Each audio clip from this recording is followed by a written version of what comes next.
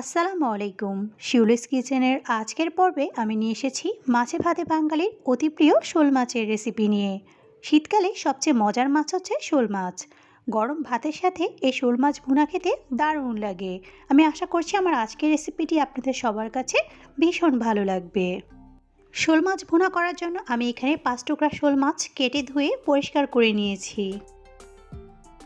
শোল মাছ ভুনা করার জন্য এছাড়াও আমাদের লাগবে পেঁয়াজ কুচি। আমি এখানে পেঁয়াজকে আধা কাপ পরিমাণ কুচি করে নিয়েছি। এছাড়াও আমি এখানে কিছু টমেটো কুচি করে নিয়েছি কিছু ধনেপাতা কুচি, নিয়েছি 1 টেবিল চামচ পরিমাণ আদা ও রসুন বাটা, নিয়েছি কিছু কাঁচামরিচ ফালি। এছাড়াও আমি এখানে নিয়েছি হাফ টেবিল চামচ পরিমাণ হলুদের গুঁড়া, হাফ টেবিল চামচ পরিমাণ মরিচের গুঁড়া, নিয়েছি আমি এখানে হাফ টেবিল চামচ পরিমাণ ধনিয়ার গুঁড়া, জিরার গুঁড়া ও স্বাদমতো লবণ। এখন আমি প্রথমে শোল মাছের মধ্যে লবণ ও হলুদ মেখে নিচ্ছি। আপনারা যারা আমার চ্যানেলে নতুন রয়েছেন তাদের প্রতি অনুরোধ রইল আমার চ্যানেলটিকে সাবস্ক্রাইব করে বেল বাটনটিকে অন করে রাখবেন, যাতে করে আপনারা এরকম আরও অনেক সহজ রেসিপি পেতে পারেন। আমার এখানে শোল মাছের মধ্যে লবণ ও হলুদ মেখে নেওয়া হয়ে গিয়েছে। আমি এখন এগুলোকে তেলে ভেজে নিব। শোল মাছ ভাজার জন্য আমি চুলায় একটি ফ্রাই প্যান বসিয়ে এর মধ্যে 1/4 কাপ পরিমাণ রান্নার তেল দিয়ে দিচ্ছি। তেলটা গরম হয়ে আসলে আমি এর মধ্যে শোল মাছের টুকরোগুলোকে দিয়ে দিচ্ছি।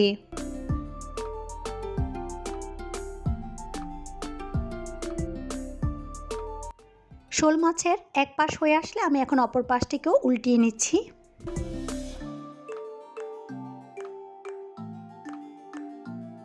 আমার এখানে শোল মাছগুলো ভেজে নেওয়া হয়ে গিয়েছে। আমি এখন এগুলোকে তেল থেকে তুলে নিচ্ছি।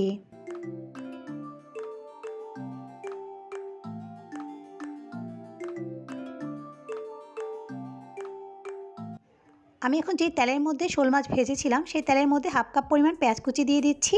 আর এই পেঁয়াজ কুচিটাকে আমি হালকা বাদামি করে ভেজে নিব। পেঁয়াজ কুচি হালকা বাদামি করে ভেজে নেওয়া হয়ে গেলে আমি এখানে 1 টেবিল চামচ পরিমাণ আদা ও রসুন বাটা দিয়ে এটাকে খুব ভালো করে পেঁয়াজের সাথে মিশিয়ে নিচ্ছি।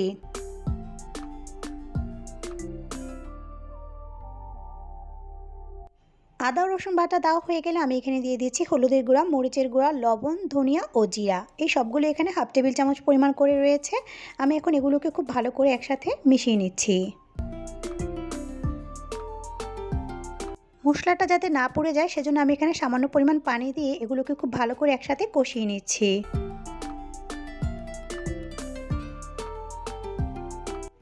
কষানো হয়ে তেল উপরে উঠে আসলে আমি এর মধ্যে টমেটো টুকরো করে কেটে দিয়ে দিচ্ছি। এরপর আমি মশলার সাথে টমেটোটাকেও খুব ভালো করে একসাথে মিশিয়ে নিচ্ছি।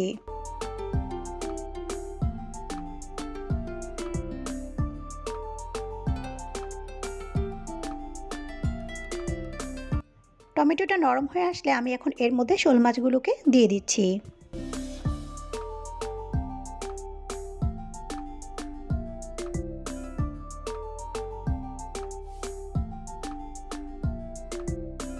আমার এখানে সবগুলো শোল মাছ দেওয়া হয়ে গিয়েছে। আমি এখন শোল মাছগুলোকে উল্টিয়ে দিচ্ছি।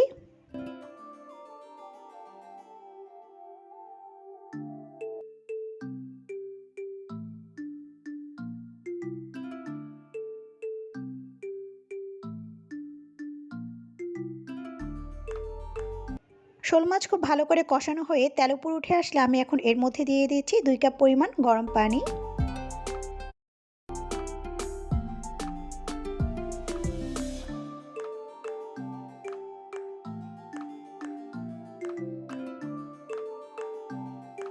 আমি এখন শোল মাছটাকে প্রায় 10 মিনিটের জন্য ঢাকনা দিয়ে ঢেকে রান্না করব।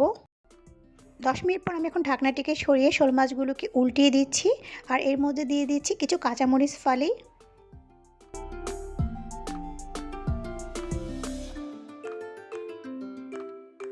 কাঁচামরিচ ফালি দিয়ে এটাকে আমি আবারও ঢেকে দিচ্ছি আরও 2 মিনিটের জন্য। 2 মিনিট পর আমি এখন ঢাকনাটিকে সরিয়ে নিচ্ছি।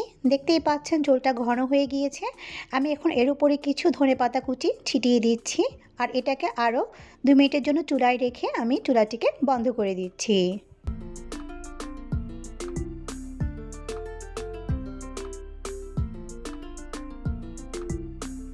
পরিবেশন করে দিচ্ছি দারুণ স্বাদের শোল মাছ ভুনা। এরকম শোল মাছ ভুনা হলে গরম ভাতের সাথে আর কিছুই লাগে না। আমার আজকের রেসিপিটি আপনাদের কাছে কেমন লাগলো তা অবশ্যই আমাকে কমেন্ট বক্সে জানাতে ভুলবেন না। আর আমার রেসিপিটি ভালো লেগে থাকলে অবশ্যই লাইক ও সাবস্ক্রাইব করবেন। আর এরকম আর অনেক সহজ রেসিপি দেখার জন্য শিউলিস কিচেনের সাথেই থাকবেন। আল্লাহ হাফেজ।